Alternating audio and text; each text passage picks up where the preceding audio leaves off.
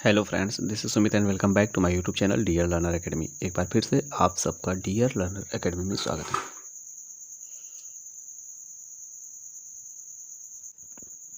आज है 28 सितंबर 2024 और 28 सितंबर 2024 के जितने भी इम्पोर्टेंट क्वेश्चंस बन सकते हैं वह सब हम इस वीडियो में डिस्कस करने वाले हैं। इस वीडियो की पीडीएफ फाइल आप हमारे टेलीग्राम से या वीडियो के डिस्क्रिप्शन बॉक्स में जाकर डाउनलोड कर सकते हैं। तो चलिए बिना किसी देरी के स्टार्ट करते हैं। आपसे बस इतना ही अनुरोध है कि यदि आप चैनल पर नए हैं तो चैनल को सब्सक्राइब कर लीजिए, वीडियो को लाइक कर दिया कीजिए और यदि आपको कोई डाउट्स रह जा रहा है तो आप हमें कमेंट बॉक्स में पूछ सकते हैं। हमारी पूरी टीम आपका पूरा सपोर्ट करेगी आपके डाउट्स को दूर करने के लिए। तो चलिए बिना किसी देरी के हम स्टार्ट करते हैं। पहला प्रश्न है हमारा, कौन सा देश 2024 में आईसीसी महिला विश्व कप टूर्नामेंट ठीक है के 9वें संस्करण की मेजबानी करेगा? तो इसके ऑप्शन है, option A Bangladesh, option B UAE यानी संयुक्त राज्य अमीरात, ऑप्शन सी भारत या ऑप्शन डी श्रीलंका। तो इसका जो सही जवाब है वह है आपका क्या, यूएई। ठीक है, यूएई देश 2024 में आईसीसी महिला T20 विश्व कप टूर्नामेंट 9वें संस्करण की मेजबानी करेगी। ठीक है, थोड़ा सा इसके बारे में हम जान लेते हैं। आईसीसी महिला T20 विश्व कप टूर्नामेंट का 9वां संस्करण जो शुरू में 3 से 20 अक्टूबर 2024 तक बांग्लादेश में होने वाला था को संयुक्त अरब अमीरात में स्थानांतरित कर दिया गया है। टूर्नामेंट के सफल आयोजन को सुनिश्चित करने के लिए यह निर्णय लिया गया। यूएई ने पहले कई अंतर्राष्ट्रीय क्रिकेट आयोजनों की मेजबानी की है जो हाई प्रोफाइल टूर्नामेंट आयोजित करने की क्षमता रखता है। ठीक है, हम कह सकते हैं कि जो अभी 3 से 20 अक्टूबर तक होने वाला महिला T20 विश्व कप है उसको पहले कहाँ पर आयोजित होने वाला था, बांग्लादेश में। ठीक है, बांग्लादेश में, लेकिन फिलहाल किन्हीं कारणों के कारण इसे यूएई में स्थानांतरित कर दिया गया है। ठीक, चलिए हम अपने अगले प्रश्न की तरफ चलते हैं, देखते हैं हमारे अगले प्रश्न में क्या दिया गया है। अगला प्रश्न कहता है कि किस बैंक ने छोटे व्यवसाय मालिकों के लिए माई बीज क्रेडिट कार्ड लॉन्च करने के लिए मास्टर कार्ड के साथ साझेदारी की है? तो ये है आपका कौन सा, एक्सिस बैंक। एक्सिस बैंक जो है छोटे व्यवसाय मालिकों के लिए माई बीज क्रेडिट कार्ड लॉन्च करने के लिए मास्टर कार्ड के साथ साझेदारी की है। तो चलिए थोड़ा सा इसके बारे में हम जान लेते हैं। भारत के अग्रणी निजी क्षेत्र के बैंकों में से एक एक्सिस बैंक ने मास्टर कार्ड के साथ मिलकर माई बीज क्रेडिट कार्ड पेश किया है जिसका उद्देश्य छोटे व्यवसाय के मालिकों और एकल स्वामियों को ध्यान में रखकर बनाया गया है। यह premium card export lounge access, यात्रा बीमा और विशेष व्यवसायिक सेवाओं सहित कई तरह के लाभ प्रदान करता है। ठीक, ये रहा आपका एक्सिस बैंक के साथ जो माई बीज क्रेडिट कार्ड लॉन्च किया गया है। चलिए हम अपने अगले प्रश्न की तरफ बढ़ते हैं, देखते हैं हमारे अगले प्रश्न में क्या दिया गया है।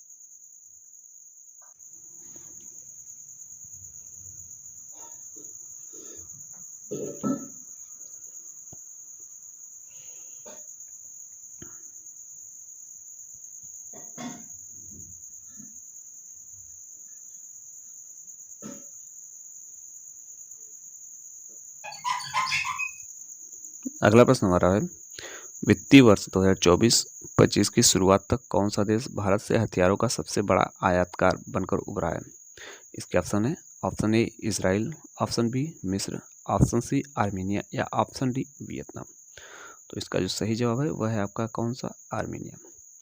आर्मीनिया वर्ष 2024-25 की शुरुआत तक भारत देश के साथ हथियारों का सबसे बड़ा आयातकार बनकर उभरा है। तो चलिए थोड़ा सा इसके बारे में हम जान लेते हैं। वित्त वर्ष 2024-25 की शुरुआत तक कुल $600 मिलियन के हथियार खरीदकर आर्मेनिया जो है भारत से हथियारों का सबसे बड़ा आयातक बना है। आर्मेनिया की राजधानी की बात करें तो येरेवन है। ठीक, ये बात याद रखिएगा, आर्मेनिया की राजधानी क्या है, येरेवन, और इसकी मुद्रा जो है आर्मेनियाई ड्राम है। ठीक, आर्मेनियाई ड्राम, इसकी राजधानी येरेवन और इसकी मुद्रा आर्मेनियाई ड्राम है।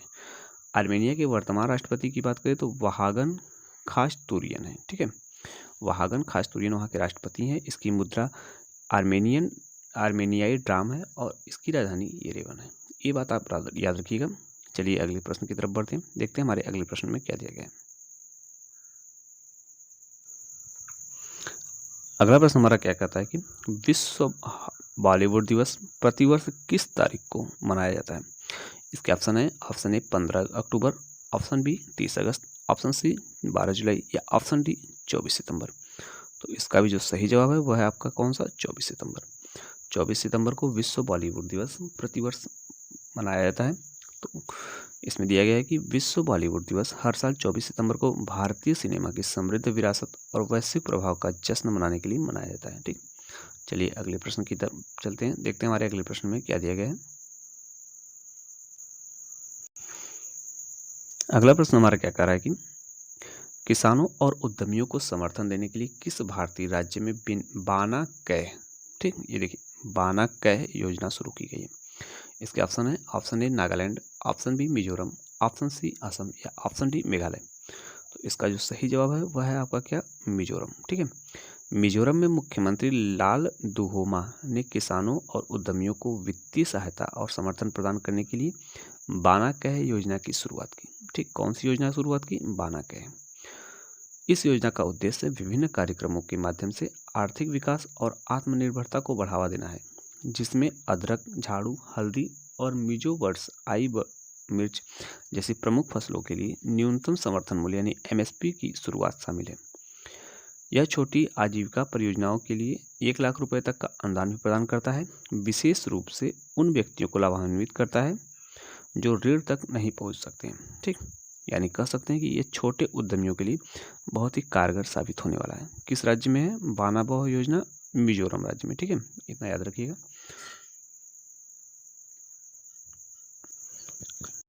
अगला प्रश्न हमारा क्या कह रहा है कि वित्तीय वर्ष 2024-25 के लिए भारत के लिए S&P, यहाँ पर देखिए ऐसे होगा, आप कंफ्यूज मत होइएगा, S&P। ठीक है, S&P ग्लोबल रेटिंग्स का आर्थिक विकास पूर्वानुमान क्या है? Option A 7.2%, option B 6.9%, option C 6.8% या ऑप्शन डी 6.6%। तो इसका जो सही जवाब है उसका है ऑप्शन सी 6.8%। यानी वर्ष 2024-25 के लिए भारत के लिए S&P ग्लोबल रेटिंग्स का आर्थिक विकास पूर्वानुमान 6.8% है। थोड़ा सा इसके बारे में देख लेते हैं। S&P ग्लोबल रेटिंग ने वित्त वर्ष 2024-25 के लिए भारत के लिए अपने आर्थिक विकास पूर्वानुमान को 6.8% पर बनाए रखा है। यह पूर्वानुमान देश के लिए स्थिर विकास के उनके अनुमान के अनुरूप है। तुलनात्मक रूप से भारतीय रिजर्व बैंक और मूडीज जैसी अन्य एजेंसियों के पूर्वानुमान थोड़े अलग हैं। RBI ने इसी अवधि के लिए 7.2% की वृद्धि का अनुमान लगाया और मूडीज ने 2024 के लिए 7.2% और 2025 के लिए 6.6% की वृद्धि का भविष्यवाणी की है। ठीक, लेकिन इसकी रेटिंग क्या है? 6.8%। चलिए हम अपने अगले प्रश्न की तरफ चलते हैं, देखते हैं हमारे अगले प्रश्न में क्या दिया गया है। अगला प्रश्न हमारा क्या कह रहा है कि किस संस्थान ने ABHED हल्के बुलेट प्रूफ जैकेट विकसित करने के लिए DRDO के साथ सहयोग किया? किसके साथ? DRDO के साथ। इसके option A IIT Bombay, option B IISc Bangalore, option C IIT Kanpur या ऑप्शन डी IIT दिल्ली। तो जो इसका आपका किसके साथ सहयोग हुआ है? तो ये है आपका IIT दिल्ली के साथ। ठीक है, IIT दिल्ली के साथ सहयोग हुआ है। तो चलिए थोड़ा सा इसके बारे में हम जान लेते हैं। रक्षा अनुसंधान एवं विकास संगठन यानी DRDO और IIT दिल्ली के बीच सहयोग से ABHED यानी हल्के बुलेट प्रूफ जैकेट विकसित किए गए हैं। इन जैकेटों का विकास रक्षा कर्मियों के लिए व्यक्तिगत सुरक्षा उपकरणों में एक महत्वपूर्ण प्रगति का प्रतिनिधित्व करता है। ठीक, चलिए हम थोड़ा सा अपने अगले इम्पोर्टेंट टॉपिकों को देख लेते हैं। इम्पोर्टेंट टॉपिक में क्या पहला है? विश्व समुद्री दिवस 2024 किस तारीख को मनाया जाएगा? यहाँ पर क्या दिया गया है?